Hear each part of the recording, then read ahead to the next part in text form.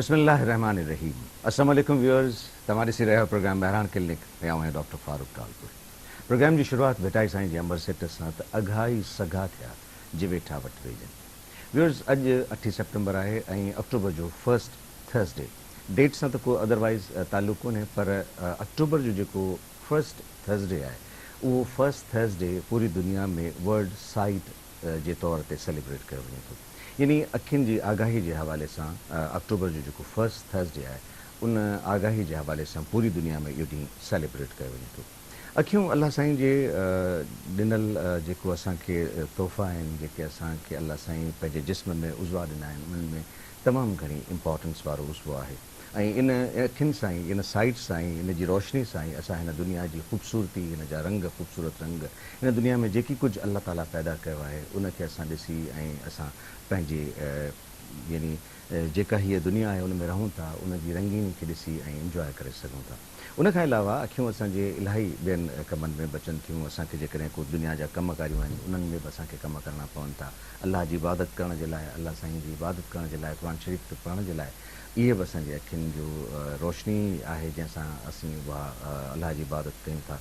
ऐं यकीनन इहा हिकिड़ी अहिड़ी नेमत आहे जेकॾहिं इहा नाहे त उन्हनि खां ई पुछी सघिजे थो जिन खे इन नेमत खां महरूमी आहे।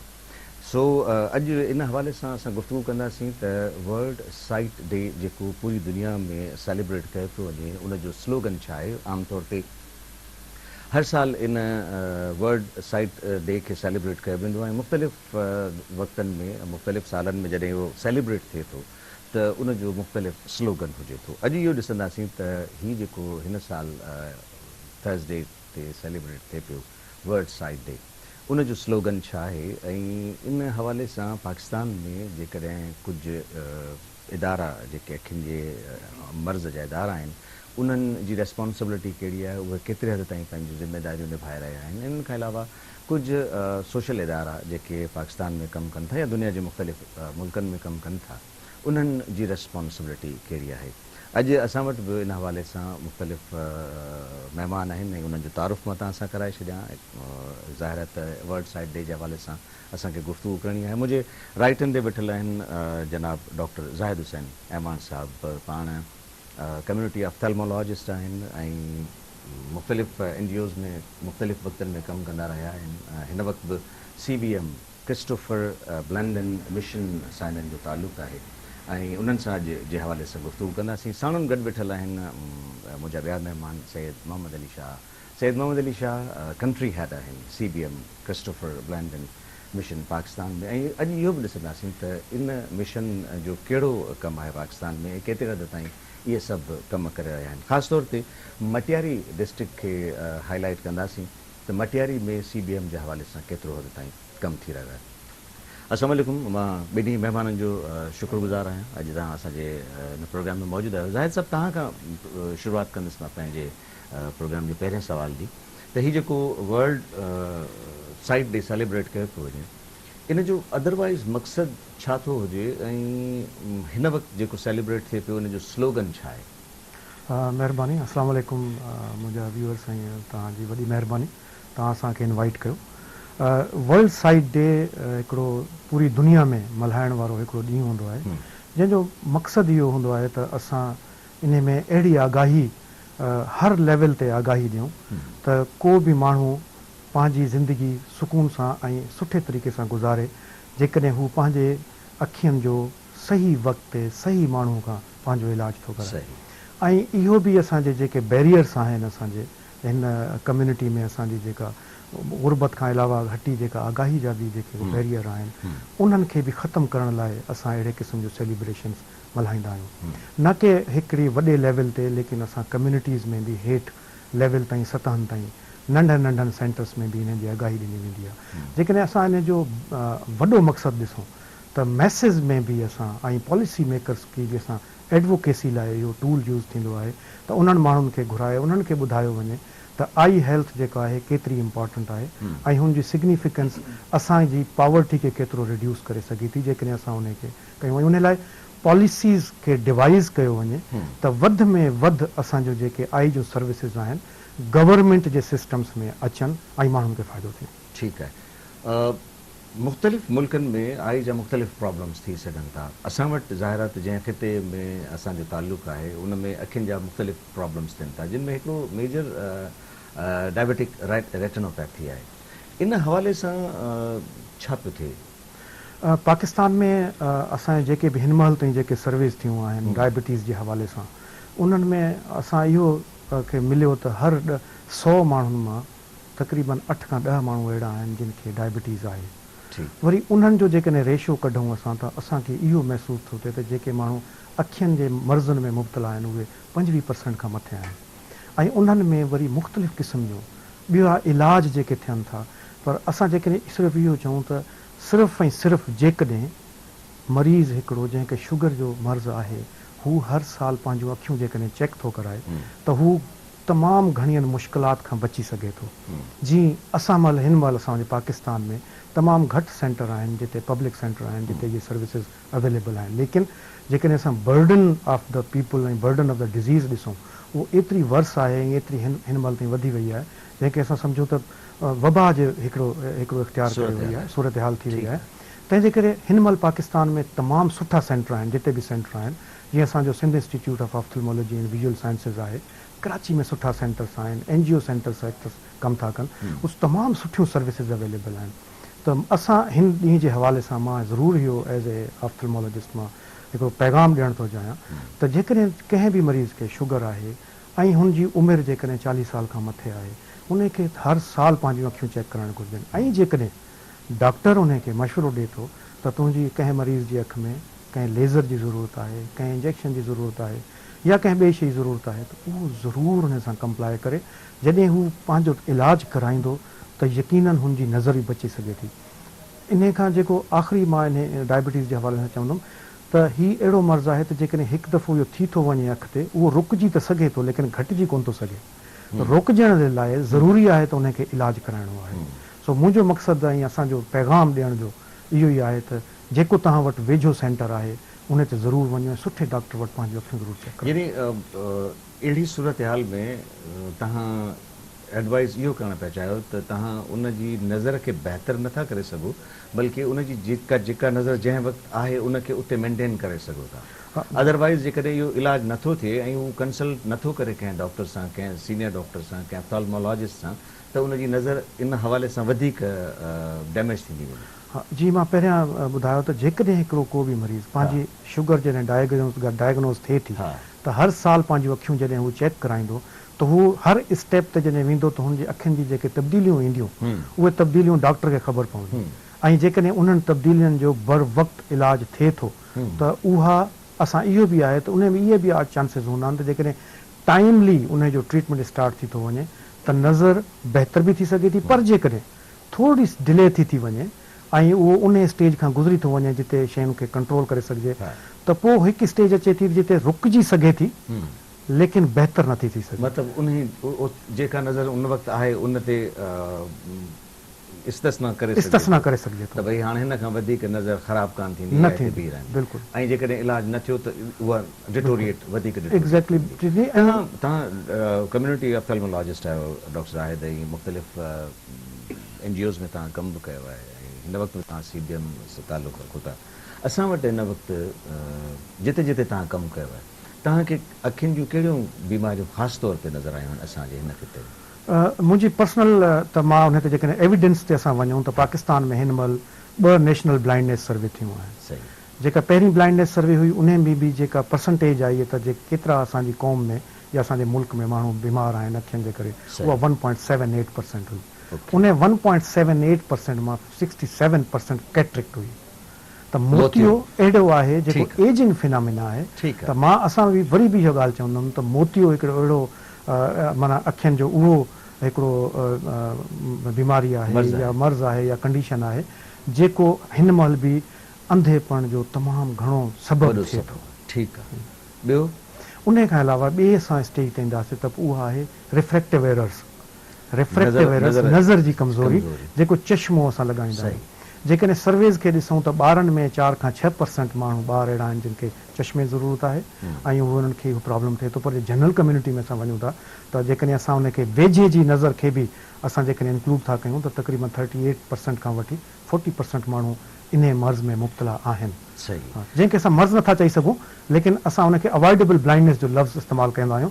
त जेकॾहिं हुनजो प्रॉपर ऐं सही टाइम ते चश्मो लॻी थो वञे त पंहिंजी ज़िंदगी सुठे तरीक़े सां गुज़ारे सघंदा. यानी हिकिड़ी कंडीशन आहे रिफ्रेक्टिव एरर जेके अचनि था उहे चश्मे सां दुरुस्त करे सघजनि था, माण्हू पंहिंजी नॉर्मल लाइफ ते वापसि अची सघे थो बिना कंहिं इंटरवेंशन. बिना कंहिं इंटरवेंशन. यानी हिकिड़े चश्मे पाइण सां या को लेंस लॻाइण सां इहो प्रॉब्लम दूर थी सघे थो. तव्हां सां गुफ़्तगू जे सिलसिले खे जारी रखंदासीं. शाह साहब असां सां गॾु मौजूदु आहिनि, उन्हनि खां CBM जे हवाले सां डिस्कस कंदासीं. प्रोग्राम में मूंखे हिकिड़ी नंढी साही वठणी पई पए, ब्रेक आहे हिकिड़ो नंढो. ब्रेक खां पोइ ईंदासीं त शुरूआति कंदासीं शाह साहब खां. व्यूअर्स, प्रोग्राम में नंढी साही, जल्दी था मोटूं, असां सां गॾु रहिजो.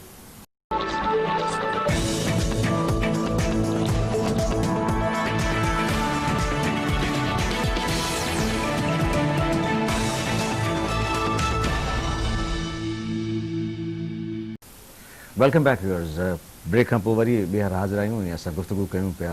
असांजा महिमान जेके मौजूदु आहिनि, डॉक्टर ज़ाहिद हुसैन मेहमान ऐं सैयद मोहम्मद अली शाह, उन्हनि सां अॼोके इन ॾींहं जे हवाले सां जेको हेल्थ जो ही आलमी ॾींहुं सेलिब्रेट कयो पियो इन वर्ल्ड साइट डे जे हवाले सां.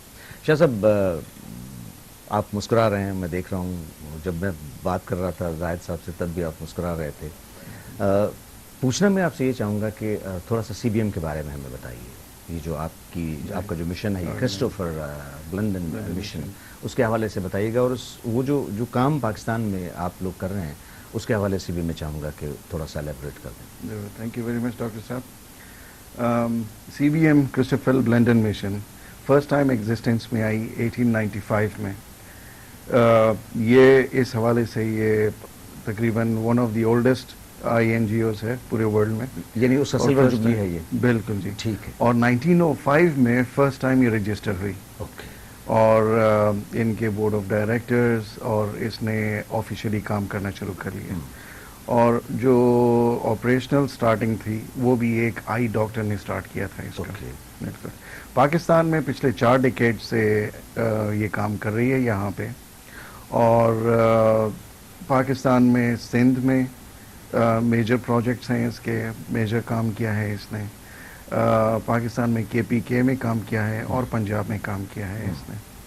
हम लोग जो हैं बेसिकली आई केयर और डिसेबिलिटी को फोकस करते हैं, सपोर्ट करते हैं हम लोग गवर्नमेंट को, गवर्नमेंट हेल्थ यूनिट्स को, गवर्नमेंट एम्पावरमेंट को, जिसमें ट्रेनिंग्स भी आ जाती हैं, जिसमें इक्विपमेंट्स भी आ जाती हैं, जिसमें रिफर्बिशमेंट्स भी आ जाती हैं हेल्थ यूनिट्स के.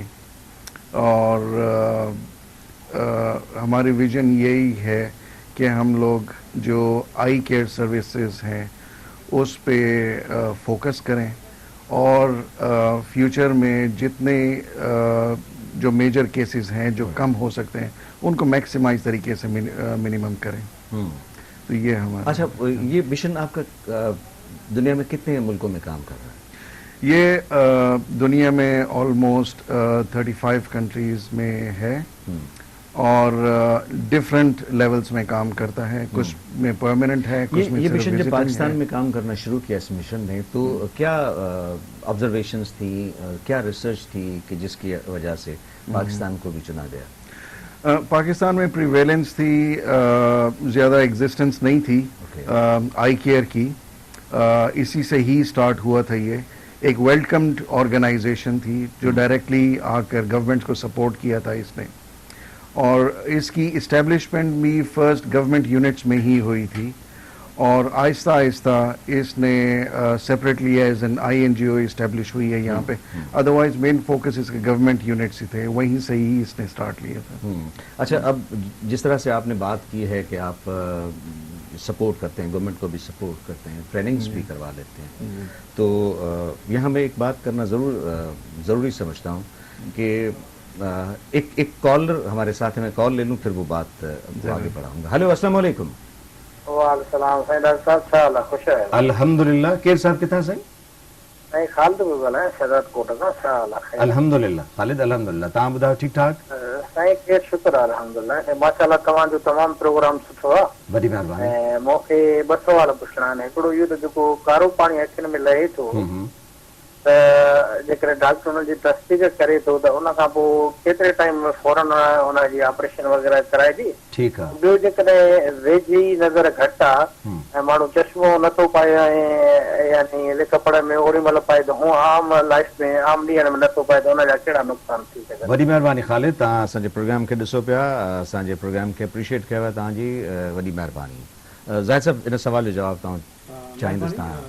तव्हां कॉल कई ऐं पहिरियों सवाल जेको कारे पाणी वारो हुयो, उहो कारो पाणी जो बि इहो ई आहे जीअं असां थोरी देरि पहिरियां शुगर जे बारे में, डायबिटीज़ जे बारे में ॻाल्हायो, त कारो पाणी बि जेकॾहिं टाइम ते तव्हां वक़्ती तौर टाइम ते जेकॾहिं तव्हां डॉक्टर वटि पहुचो था, उहो स्टेज ॿुधाए थो, जेकॾहिं इनिशियल स्टेज आहे त उनखे सिर्फ़ु ई असां कतरनि सां ई कंट्रोल करे सघूं था, ड्रॉप्स सां ई कंट्रोल, दवाउनि सां कंट्रोल थी सघे थो। पर जेकॾहिं उन स्टेज खां गुज़री वियो ऐं सम्झे थो त हाणे जेकॾहिं इन जो प्रेशर असां अखि जो प्रेशर, इन में छाकाणि जो अखि जो प्रेशर हूंदो आहे, त जेकॾहिं अखि जो प्रेशर जे हुजण सां हाणे नज़र खे ख़तमु थियणु या नुक़सानु पहुचण जो ख़तरो आहे त पोइ हिन जो ऑपरेशन तमामु ज़रूरी थी वेंदो आहे। लेकिन ऑपरेशन कराइण खां पहिरियां हिन जो कुझु इन्वेस्टिगेशन्स हूंदियूं आहिनि जेके उहे तमामु ज़रूरी असांखे सही रस्तो ॿुधाईंदियूं आहिनि त हाणे हिन जो ऑपरेशन थियणु ज़रूरी आहे या हिन जो दवा सां ई हल ज़रूरी आहे। छाकाणि जो आख़िरी स्टेज में जेकॾहिं हूंदे थोरी नज़र बचियल आहे त कॾहिं कॾहिं ऑपरेशन बि नुक़सानदेह थींदा आहिनि। तंहिंजे करे हिन जो तरीक़े सां हिकिड़ो मैनेजमेंट सिस्टम हूंदो आहे, उन तरीक़े सां असांखे हिन ऑपरेशन या जो बि इलाजु आहे इहो करणु घुरिजे। ॿियो नंबर जेको सुवाल त वेझे जो जेका कमज़ोरी आहे या का बीमारी कोन्हे, इहा हिकिड़ी हालत आहे, हिकिड़ी कंडीशन आहे जेको असां पंहिंजे फ़ाइदे लाइ चश्मो लॻाईंदा आहियूं, त उन में जेके नथा लॻायूं त बि को मसइलो न आहे। उन में सिर्फ़ु तकलीफ़ थींदी, तव्हां पढ़ी न सघंदव, तव्हां वेझे जो कमु न करे सघंदव, तव्हांजे मथे में सूरु शुरू थी वेंदो, तव्हांजे जिस्म में या तव्हांजी तबियत में चिड़चिड़ाहट शुरू थी वेंदी, हिकिड़ी माना अननेसेसरली तव्हांजे अंदरि हिकिड़ी तब्दीली अचणु शुरू थी वेंदी। पर जेकॾहिं असां चश्मे सां प्रॉपर लॻाई अख़बार पढ़ंदो, पंहिंजो कमु कंदो त ज़िंदगी आसान थी वेंदी। यानी वेझे जो जेको कमु तव्हां कयो था उहो जेकॾहिं तव्हां चश्मो पाए कंदव त तव्हांजे लाइ आसानी, बिल्कुलु आसानी थी पवंदी, अदरवाइज़ इन सां को नुक़सान न आहे, कॉम्प्लिकेशंस का अहिड़ी कॉम्प्लिकेशन इंसान जेकॾहिं तव्हां हली सघो था। बिल्कुलु बिल्कुलु। वरी मां शाह साहब ॾे शाह साहब, ये बात मैं यहाँ करना ज़रूरी समझता हूँ, इस हवाले से हम मुख्तलिफ प्रोग्राम्स आई के हवाले से करते रहे हैं और ट्रेनिंग्स की बात जब आती है तो मुझे यहाँ इस प्रोग्राम के थ्रू एक और भी ऑर्गेनाइजेशन थी ऑस्ट्रेलिया की, मैं उसका नाम यहाँ लेना नहीं चाह रहा, तो उस हवाले से भी गुफ्तगू हुई कि जी ट्रेनिंग्स करवाते हैं, तो मुझे उन्होंने प्रॉमिस किया था कि आपको भी हम ट्रेनिंग करवाएंगे। आई एम अ डॉक्टर गुक, आई एम नॉट ऑफ्थल्मोलॉजिस्ट। तो वो अभी तक मेरा ख्याल है काफ़ी अरसा हो गया, अब मेरा दिल कर रहा है कि मैं वो सारी चीज़ें बता दूँ अपने व्यूअर्स को कि ये अभी तक ये इम्प्लीमेंट नहीं हुआ। तो इस हवाले से आप कोई ट्रेनिंग का इंतज़ाम करवा सकते हैं कि मैं आपसे पूछना चाहूँ? ट्रेनिंग डेफिनेटली हो सकती है, इसमें हम लोग कोऑर्डिनेट करते हैं उस रिलेवेंट हॉस्पिटल को जिसके साथ हमारी कोऑर्डिनेशन है और हमारी पार्टनरशिप है। ठीक है। और वो जो हेल्थ यूनिट है या जो हॉस्पिटल है वो फिर आपको बुलाएगी और डेफिनेटली वो एसेस करेगी कि क्या ये आपसे रेलेवेंट है या नहीं है, या आपकी एम्बिशंस क्या हैं, क्या आप अपने मेडिकल फील्ड को इस डायरेक्शन में ले जाना चाहते हैं, चेंज करना चाहते हैं, उसके मुताबिक फिर हो सकता है, लेकिन बिल्कुल पॉसिबल। ये ऑन द रिकॉर्ड आ गई बात और जाहिद साहब बैठे हुए हैं, तो मेरा ख्याल है अब थोड़ा सा इसको हम आगे की तरफ ले जाने की कोशिश करेंगे। फिर मैं आपके पास सवाल की तरफ आ रहा हूँ कि ये जो CBM आपकी यहाँ काम कर रही है उसमें क्या क्या काम आप प्रोवाइड करते हैं, किस टाइप की हेल्प आप गवर्नमेंट को देते हैं, और अदरवाइज अगर आप अपने तौर पे किसी इंस्टीट्यूट को, किसी गवर्नमेंट के इदारे को कुछ सपोर्ट करना चाहें तो किस तरह की सपोर्ट करते हैं आप? सपोर्ट वेरी करती है डिफरेंट सिनेरियोज पे। अब फॉर एग्जांपल कोविड-19 जो बूम आया था, उसमें हम लोगों ने इमीडिएट सपोर्ट किया है गवर्नमेंट्स को, उसके जो एसेट्स हैं, जो हैंड सैनिटाइजर्स हैं, फेस मास्क हैं, वो क्लोथिंग्स जो हैं उन पे हम लोगों ने किया था। एक अवेयरनेस सेशन दिया था कि डिस्टेंस मेंटेन करें, वॉशिंग हैंड्स, इस किस्म की सपोर्ट जो है वो हम लोगों ने दी है। आई केयर के हवाले से हम लोगों ने गवर्नमेंट्स को जो सपोर्ट किया है वो फर्स्ट हैंड हम लोग ये करते हैं कि गवर्नमेंट को कहते हैं कि एक एनालिसिस बनाए और हमें बताए किस किस हेल्थ यूनिट्स में कितनी पॉपुलेशन जाती है पेशेंट्स की और उनमें किन किन चीज़ों की ज़रूरत होती है।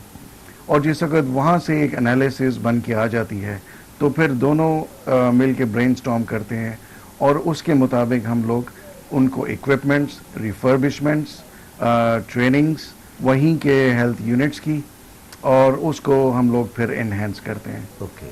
اچھا، اب اس وقت جب آپ آئے ہوئے ہیں تو میں سمجھ رہا ہوں کہ آپ S I Sindh institute of ophthalmology and visual sciences SIOVS right, تو وہاں آپ باقی کے جو ادارے ہیں، مطلب یہ ایک ادارہ ہے جو ہمارے پاس حیدرآباد میں کام کر رہا ہے، باقی کے جو انسٹیٹیوشنس ہیں پاکستان میں جو ٹریشری ہاسپٹلز میں ہیں مثال کے طور پہ بہت سارے انسٹیٹیوشنس ہیں جہاں پر، تو انہیں بھی آپ سپورٹ کرتے ہیں یا صرف انہی اس ٹائپ کے اداروں کو آپ سپورٹ کرتے ہیں؟ ہم آئی کیئر یونٹس کو زیادہ سپورٹ کرتے ہیں، وہ جس سے بھی ان کا تعلق ہو. ایگزیکٹلی ان کو، لیکن ادروائز ہم لوگ پرسنس ود ڈسیبلٹیز کو بھی سپورٹ کرتے ہیں، ان کو کمپلیٹلی نگلیکٹ نہیں کرتے. اور ہم لوگ یہ انشور کرتے ہیں کہ اگر person with disability, for example کوئی فزیکل ڈسیبلٹی ہے جس کو آئی کیئر کی ضرورت ہے، تو آئی یونٹس اس طرح کے ہونے چاہیے کہ جس میں persons with disability easy access کے تھرو انٹر ہو سکے اور اپنا پورا علاج یا اپنی ڈائگنوسس کر سکے. تو اس قسم کی سپورٹ بھی ہم لوگ دیتے ہیں. شاہ صاحب، آپ کیا سمجھتے ہیں کہ پاکستان میں اس وقت جو آپ کے ایکسپیرینس ہے، جو آپ مختلف اداروں میں جا کے دیکھتے ہیں، تو اس وقت آپ سمجھتے ہیں کہ یہ جو ادارے کام کر رہے ہیں وہ آئی کیئر کے حساب سے ٹھیک ہے، یا اس میں ابھی اور زیادہ کچھ کرنے کی ضرورت ہے، کچھ اور اکوپمنٹس کی ضرورت ہے، کچھ اور طریقہ کار کی ضرورت ہے؟ لیکن مجھے ایک بریک لینی پڑ رہی ہے. بریک کے بعد جب واپس آؤں گا تو اس سوال کا جواب آپ سے لوں گا. ویورز، پروگرام میں وری نڈی سائی جلدی تھا موٹوں اصل سگڑ رہا ہے.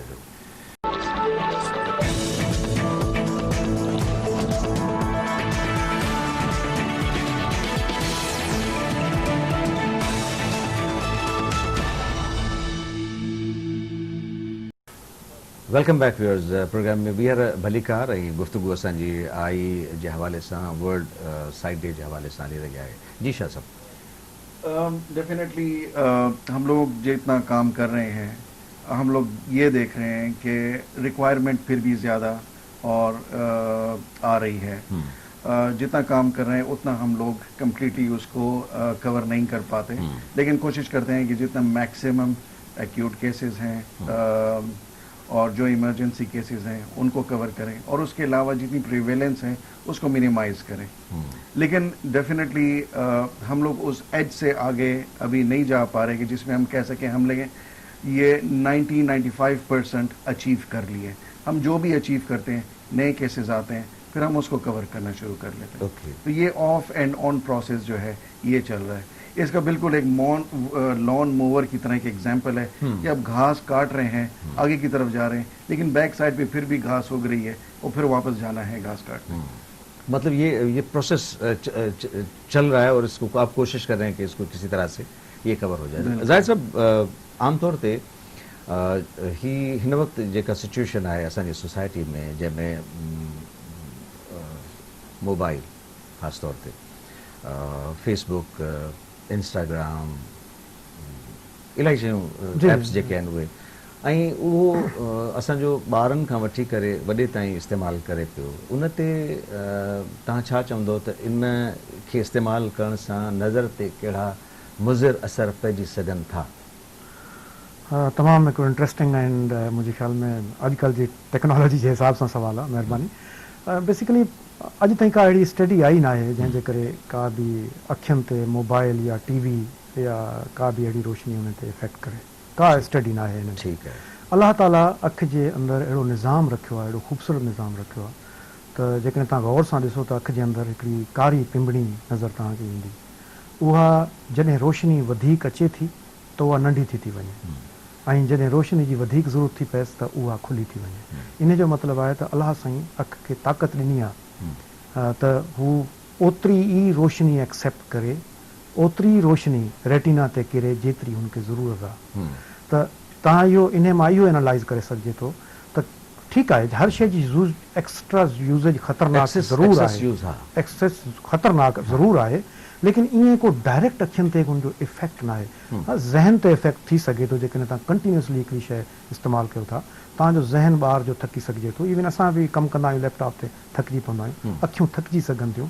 पर लॉन्ग रन में हिन जो कोई चवंदो अखियुनि ते को वॾो नुक़सानु आहे. अहिड़ो को नुक़सानु अॼु ताईं का एविडेंस न आहे. यानी जनरलाइज्ड हिकिड़ो नुक़सानु थी सघे थो. मिसाल ब्रेन खे तकलीफ़ थी सघे थी, बॉडी फटीग थी सघे थी, पर अखियुनि ते असच को रिसर्च अञा कोन आहे जंहिंसां इहो नुक़सानु थी सघे. सो ॿारनि खे इहो सम्झाइण त नज़र ख़राबु थींदी खां वधीक बहितर आहे त जनरल कंडीशन मुमकिन आहे त तव्हांजी ख़राबु थिए, तंहिंजे करे मोबाइल खे घटि इस्तेमालु कयो. हा, उन सां गॾोगॾु जेकॾहिं ॿारनि खे इहो ॿुधायो वञे त ओबेसिटी जेका आहे, दिस इज़ द रीज़न मोटापोपन जेको आहे उहो इन जे करे थिए थो. ॿार वेठा आहिनि, मोबाइल ते वेठा आहिनि, लैपटॉप ते वेठा आहिनि, टैब ते वेठा आहिनि, बसि सॼो ॾींहुं फेसबुक ते वेठा आहिनि. फिज़िकल एक्टिविटी न आहे. That is also dangerous. उहे शयूं उहे सिस्टमेटिकली तव्हांजी अखियुनि ते बि असरु करे सघनि थियूं, लेकिन दिमाग़ ते असरु करे सघनि थियूं, तव्हांजे दिलि ते असरु करे सघनि थियूं. लेकिन इहो चवणु त हू का जेका डिवाइस आहे उहो को असरु थी करे न, उहे तमामु प्रोटेक्टेड हूंदा आहिनि, लेकिन excess is always a dangerous. ठीकु आहे. अच्छा, मां इंट्रोडक्शन में डिस्ट्रिक्ट मटियारी जे हवाले सां गुफ़्तगू कई त उनखे हाईलाइट करण जी कोशिशि कंदासीं. डिस्ट्रिक्ट मटियारी जे लाइ मां तव्हां खां चाहींदुसि त कहिड़ी डेवलपमेंट थी आहे आई केयर जे हवाले सां? तव्हांजी वॾी महिरबानी. जीअं साईं असांजे कंट्री डायरेक्टर इहा ॻाल्हि चई त असां पार्टनरशिप कंदा आहियूं ऐं पार्टनर सां कमु कंदा आहियूं. हर ऑर्गेनाइज़ेशन जा पंहिंजा मैंडेट हूंदा आहिनि. ऐं असां जीअं तव्हां क्वेश्चन कयो त असां गवर्नमेंट खे कीअं था सपोर्ट कयूं, त असांजो जेको मेजर मक़सदु हूंदो आहे कंहिं बि इंटरनेशनल एन जी ओ जो, उहे स्ट्रेंथनिंग कंदा आहिनि गवर्नमेंट जे सिस्टम्स खे. हिन महिल जेकॾहिं तव्हां पाकिस्तान में ॾिसो त जेकॾहिं जेके बि स्टडीज़ आहिनि हिन महिल ताईं जेके बि आई केयर सर्विसिस आहिनि उहे लिमिटेड आहिनि from tertiary to THQ hospital. हिकिड़े लेवल ताईं अची बंदि थी थियूं वञनि. हीअ जेको मटियारी में प्रोजेक्ट जेको आयो आहे, ईअं CBM पंजाब में बि कमु कयो असांजे हिकिड़े नेशनल कोऑर्डिनेटर जे ऑफिस सां. ऐं हाणे हिते जेको मटियारी में असांजो प्रोजेक्ट आहे उहो मॉड्यूल इंट्रोड्यूस थो कराइणु वञे त सर्विसिस THQ खां हेठि बि थी सघनि थियूं. उन में बेसिक हेल्थ यूनिट खे तव्हां इंगेज करे सघो था, तव्हां RHC खे बि इंगेज करे सघो था, ऐं पोइ उहे तव्हां रेफरल मैकेनिज़म डेवलप कयो त जीअं हिकिड़ो माण्हू जेकॾहिं बेसिक हेल्थ यूनिट सां डायग्नोस थिए थो, उनखे मोतियो आहे त हू एंड लूप उनजो क्लोज़ थी वञे जॾहिं हुनजी सर्जरी थी वञे. ऐं हिन जी ख़ूबसूरती जेका आहे, मुंहिंजे ख्याल में Sindh institute of ophthalmology and visual sciences हिकिड़ो तमामु हिकिड़ो स्ट्रॉन्ग पब्लिक एंटाइटी आहे. ऐं हुननि जे रिलेशन्स बि तमामु सुठनि ऑर्गेनाइज़ेशन लाइक PPHI आहे, IHS आहे. इन्हनि जेको जॉइंट वेंचर आहे जंहिंमें स्क्रीनिंग हिकिड़े मोबाइल सां थिए थी, उन मोबाइल जे ज़रिए उहा स्क्रीनिंग थिए थी. ऐं जेकॾहिं ॿिए लेवल ते रेफर थो थिए त उहो मोबाइल जे ज़रिए उते वञे, उहो पंहिंजो ID ॿुधाईंदो त ऑलरेडी ॿी लेवल ते उन जी इंफॉर्मेशन अॻे ट्रांसफॉर्म थी चुकी हूंदी. ऐं उहो सेम मैसेज उन पेशेंट खे बि पंहिंजे मोबाइल ते वेंदो त तव्हांखे हिन सेंटर ते रेफर कयो वियो आहे, तव्हांजो हिते ही इलाजु मुमकिन आहे. उते जेकॾहिं वञे थो ऐं उते बि हुनजो मसइलो हल कोन थो थिए त हू मथी लेवल ते जीअं THQ हॉस्पिटल आहे, DHQ हॉस्पिटल आहे, या वरी पाण SIOVS आहे त सोफिस्टिकेटेड ट्रीटमेंट लाइ. ऐं इन जो तमामु हिकिड़ो जेको असां मेजर इम्पैक्ट था ॾिसूं त उहो माइट बी त जेको ही नेक्स्ट असांजो ॿियो हिन सां गॾु स्टेज आहे सोशल मोबिलाइज़ेशन में, to mobilise the people and tell them that उन्हनि खे ॿुधायूं असां त तव्हांजी अखियुनि जा जेके मर्ज़ आहिनि उहे लाइलाज न आहिनि. हिकिड़ी हाणे सर्वे कई SIOVS ऐं CBM मिली, rapid assessment of avoidable blindness. उन में बीमारियुनि जी प्रिवेलेंस सां गॾोगॾु असां कुझु सोशल फैक्टर्स बि उन में मेजर कंदा आहियूं. त मेजर सोशल फैक्टर जेको आयो हुयो त तव्हां मोतीअ जो ऑपरेशन छो नथा करायो, त सिर्फ़ु हिकिड़ो उन्हनि ॿुधायो त असांखे ड्रिज थो थिए त असांखे अंधा थी न वञे. हाणे इन ड्रिज में उहे माण्हू ऑपरेशन लाइ कोन था अचनि. त हिन प्रोग्राम जे ज़रिए असां इहा मोबिलाइज़ेशन बि स्टार्ट कई आहे त तव्हांखे ड्रिजो न, तव्हां अचो, तव्हांखे बहितर खां बहितर सर्विस मिलंदी विद इन द डिस्ट्रिक्ट मिलंदी. त हिकिड़ो कॉम्पैक्ट ऐं सॉलिड क़िस्म जो प्रोजेक्ट आहे जेको मां सम्झंदो जेकॾहिं अॻे 1-2 सालनि में गवर्नमेंट इन खे टेकअप थी करे ऐं पूरनि ज़िलनि में with the support of PPHI, IHS, CBM ऐं ॿिया जेके इंटरनेशनल पार्टनर SIOVS, त असां पूरे सिंध में हर ज़िले में बेसिक हेल्थ यूनिट खां वठी RHC खे बि इंगेज करे मथी लेवल ताईं असां फ़ाइदो पहुचाए. अवेयरनेस जो हिकिड़ो त मक़सदु इहो आहे त उहे माण्हू जिन खे इहे प्रॉब्लम्स आहिनि उन्हनि खे इन ख़ौफ़ मां कढणो आहे त इहे बीमारियूं जेके आहिनि से लाइलाज कोन्हनि, इन्हनि जो इलाजु पॉसिबल आहे. ऐं ॿियो इहा अवेयरनेस बि ॾियणी आहे त असांजे मुख़्तलिफ़ इंस्टीट्यूशन्स में इहे सभु सहूलियतूं मौजूदु आहिनि. जेकॾहिं तव्हां उते पहुचंदव त तव्हांजो इन्हनि मर्ज़नि जो इलाजु पॉसिबल आहे. इहे ई यानी हिकिड़ो जेको मैसेज आहे हिननि ॿियनि खे सेलिब्रेट करण जो. लास्ट 30 सेकेंड्स में मां ॿिन्ही महिमाननि खां 30 सेकेंड्स जो हिकिड़ो मैसेज वठणु चाहींदुसि अॼोके हिन सेलिब्रेशन जे हवाले सां। मुंहिंजो इहो ई मैसेज हूंदो त घर में न वियो, जेकॾहिं अखियुनि जो को मसइलो आहे, रीच टू द पॉइंट, मां उन पॉइंट ते अचो जिते तव्हांखे सुठी सर्विसिस मिली ऐं पंहिंजी ज़िंदगी खे आसान कयो, पंहिंजी ज़िंदगी खूबसूरत बणायो। शाह साहब, एक 30 सेकंड का मैसेज आप भी इस हवाले से, CBM के हवाले से या इस वर्ल्ड साइड डे के हवाले से देना चाहें तो?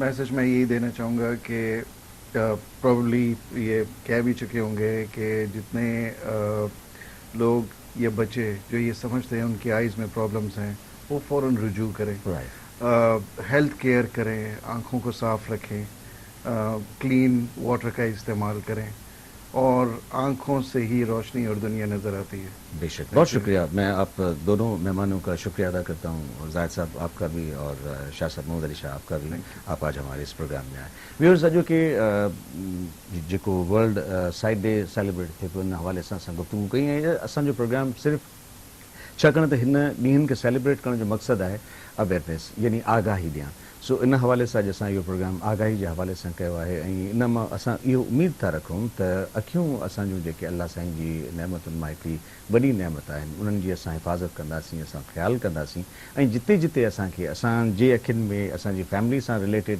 कंहिं माण्हू में, या असांजे ओड़े पाड़े में जेकॾहिं को अहिड़ो प्रॉब्लम आहे अखियुनि जो, त न सिर्फ़ु उन्हनि खे इहा आगाही ॾियूं, बल्कि उन्हनि खे इन ॻाल्हि ते आमादा कयूं त हू उन्हनि सेंटर्स ते वञनि जिते इन्हनि अखियुनि जे इलाज जूं सहूलियतूं मौजूदु आहिनि, ताकी हू इन्हनि सभिनी सहूलियात मां फ़ाइदो हासिलु करे सघनि ऐं पंहिंजी ज़िंदगी खे बहितर तरीक़े सां गुज़ारे सघनि। इजाज़त ॾींदा, अल्लाह वाहिद।